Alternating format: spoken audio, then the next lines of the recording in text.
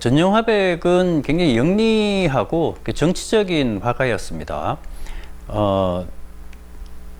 2011년 김정일 위원장이 사망하고 곧바로 그 김정은 총비서가 등장하는 그런 격변기 시대를 경험하게 됩니다. 이러한 격변기 시대에 무엇이 중요하고 또 어떤 것이 필요한지를 정확히 알고 있었던 화가이죠.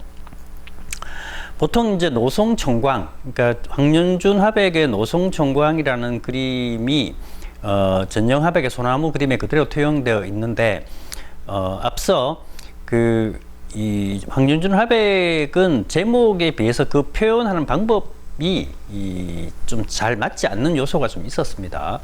여기에 이 전영화백은 시대의 흐름과 연결을 시켜서 이 황년준 화백의 노송청광을 좀 더 한 단계 발전을 이제 시킵니다. 그러니까 과거의 노송청광에는 없는 요소들이 이제 추가가 되는 것이죠. 그게 이제 뭐냐면 바로 소나무꽃입니다.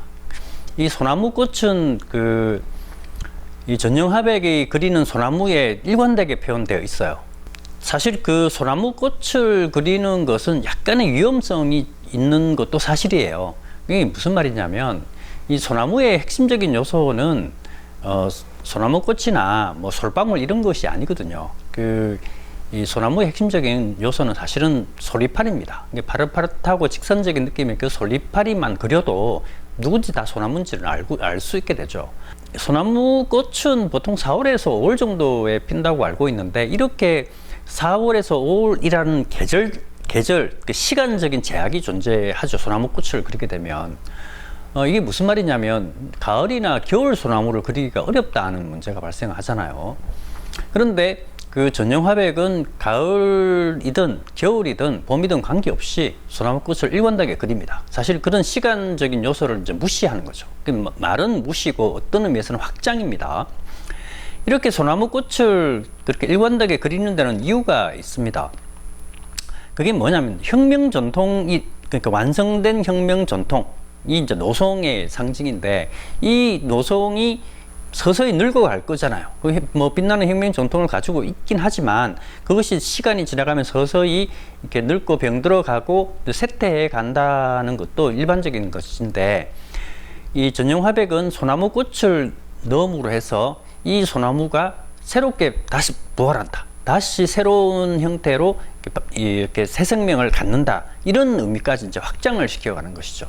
이것을 앞선 정치적인 상황하고 연결을 시켜보면 이 우람하고 이렇게 빛나는 소나무는 김정일 시대를 이야기할 것이고, 그 다음에 거기서 새롭게 피는 소나무꽃은 김정은 시대를 이야기를 한다는 이야기죠. 이게 이제 북한에 있는 사람들은 직관적으로 그런 것을 이제 느낄 수 있게 되는 것이죠.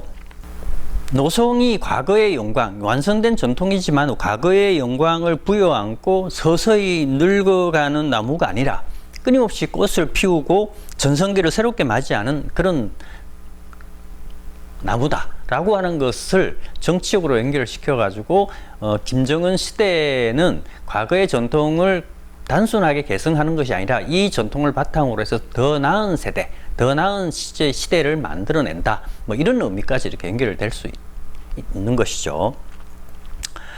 사실 이런 식의 표현은 소나무를 가지고 이렇게 뭐 다양하게 표현을 하는 것은 사실 쉬운 일은 아닙니다.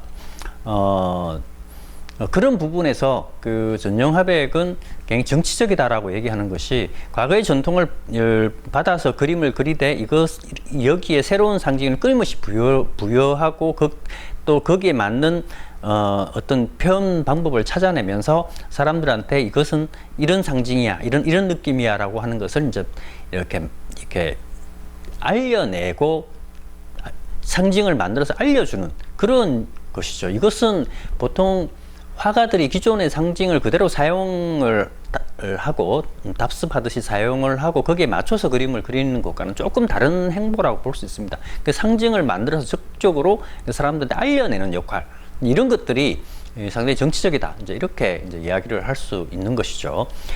실제 이 전영화백 전용화백을 만났거나 아니면 북한의 이 미술계를 잘 아는 사람들에 의하면 이 전용화백은 조선화 기법연구소의 소장이라고 얘기를 합니다. 이 기법이라고 하는 것이 우리는 단순하게 붓질 방법을 이야기하는 거지만 북한에서는 그런 정도 수준을 넘어서 조형 원리를 이야기하는 것이죠.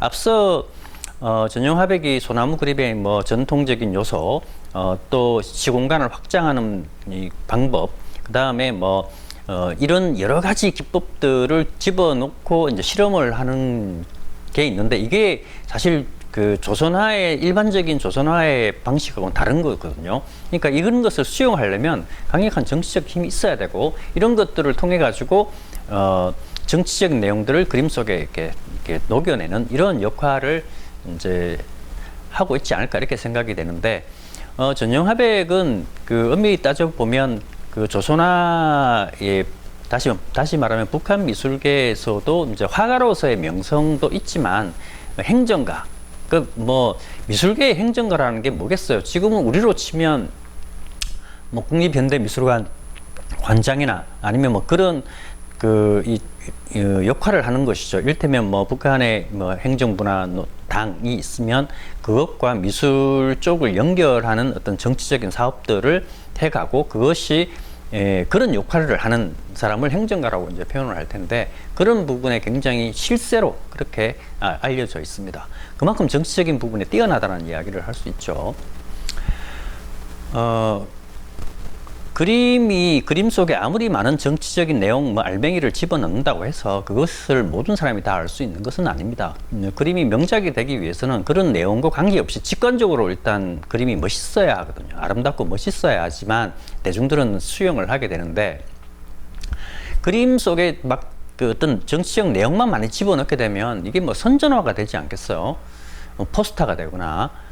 실제 뭐 북한에서는 선전화를 담당하는 그 부서가 따로 있습니다. 그런 걸 전문적으로 하는 화가들도 있고요. 하지만 그 전용화백은 선전화를 그리는 사람은 아니죠. 화가입니다.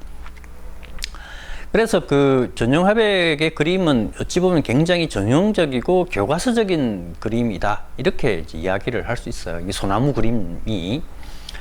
그림을 이렇게 보면 보통 우리가 뭐 연극을 이렇게 끌고 갈 때 뭐 기승전결이라는 개념을 좀 가지죠. 그림에서도 그런 요소들이 사실 많이 끼어들 수밖에 없습니다. 그냥 그림을 보고 끝나는 게 아니라 그림을 감상하면서 사람의 시선이나 감정을 붙잡아 두고, 그 다음에 이것을 좀 고조시켜 가면서 나름대로 이제 이 극적인 클라이마스를 이제 느끼게 하고, 그 다음에 이것을 이렇게 싹 해소해가는 이러한 일련의 과정들이 그림 속에 이제 녹여내는 능력 자체가 굉장히 뛰어난 거고, 어찌 보면 그렇게 하는 것 자체가 가장 일반적인 방식입니다. 전용화백의 소나무 그림을 보면 일단 사실적으로 그린 그림, 그러니까 아주 우람하고 사실적인 이파리 그림을 통해 가지고 사람들의 시선을 이제 끌어당겨요. 일단 그림이라고 하는 것이 사실적으로 그려놓으면 시선이 이제 끌려 들어갑니다. 본능적으로 뭐냐면 화면하고 이제 얼굴이 좀 가까워 이렇게 지는 거죠. 이게 이제 시선이 끌어당겨지고 있다라고 하는 것이 이제 몸으로 드러나는 형태인데, 이렇게 사람의 시선을 이제 끌어당기면 사람들은 소나무를 보면서 이파리나 뭐 이런 거 꼼꼼하게 그린 걸 보면서 이게 뭐지 막 이렇게 하고 이렇게 쳐다보게 된다는 거죠. 이러면서 자연스럽게 이제 소나무 꽃으로 이렇게 시선이 옮겨지게 됩니다. 이제 옮겨지면서 이제 긴장감이 이렇게 올라가는 거죠. 이게 또 꽃이 왜 그렸지? 이 꽃이 뭘까? 또 이 꽃과 소나무 사이에 어떤 그런 미묘한 느낌들을 이제 이렇게 보면서 이제 감정이 이렇게 조금 끌어올려지면, 이런 시선이 자연스럽게 소나무 기둥을 타고 진달래, 화사하게 핀 진달래 쪽으로 이렇게 가게 됩니다. 본능적으로 사람들은 이 소나무 꽃과 이 진달래 꽃을 번갈아 이렇게 보게 되면서 이제 이 심리적인 감정의 이제 울렁거림이 이제 발생을 하게 되는 것이죠. 이런 울렁거림들이 만들어질 때 이 배경으로 자연스럽게 시선이 가게 되고, 이 시선이 이제 가는 배경이 이제 여러 사물들이 풍경이 그려져 있기 때문에 이 풍경이 뭘까라고 하는 것을 찾게 되고, 그런데 이게 흐릿하게 그려져 있기 때문에 더 이상 긴장감은 유발시키지 않습니다. 그래서 이 소나무와 소나무꽃으로 또는 진달래로 이제 갔던 그런 감정들이 이 배경을 통해서 자연스럽게 해소되어지는 이런 전형적인 어떤 흐름을 가지고 있는 것이 이 전용 화백의 소나무 그림이 가지고 있는 특징이라고 할 수 있죠. 그런데 뭐 이런 요소, 이런 감정들을 가지고 이제 사람들은 이제 이 그림을 이제 자기의 요소에 맞게끔, 자기의 필요에 맞게끔 이제 수용을 하게 되는데, 우리가 그림을 이제 감상하면서 자기한테 어떤 의미로 이제 다가올 건가, 똑같은 내용으로 다가오지는 않거든요. 약간의 좀 차이점은 있습니다. 전용 화백에 그린 소나무를 보면 일단 그 사람들은 그 강인한 생명의 힘 같은 걸 느낍니다. 그러니까 아주 튼튼하고 파릇파릇한 소나무, 아주 거대하고 이러면 아주 이제 그 강인한 느낌을 주죠. 그리고 소나무 꽃도 그려져 있기 때문에 이게 이제 뭡니까, 이렇게 아주 활기찬 느낌을 줍니다. 그리고 그 이제 진달래꽃도 있으니까 진달래꽃은 아름다운 여성을 뜻할 수도 있겠죠. 그래서 이런 것들을 다 조합을 하면 사람들은 이것을 그 건강장수, 아주 건강한 삶, 뭐 이런 것들로 수용을 하고요. 또 하나는 뭐 소나무에서 꽃이 피니까 사업의 번창, 인생의 어떤 성공, 이런 것으로 수용을 할 수 있고, 사업을 하고자 하는 사람, 또 힘을 갖고자 하는 사람, 성공을 하고자 하는 그러한 생각을 가진 사람이라면 누구나 이 소나무 그림을 좋아할 수밖에 없다, 뭐 이렇게 이야기를 할 수 있겠습니다.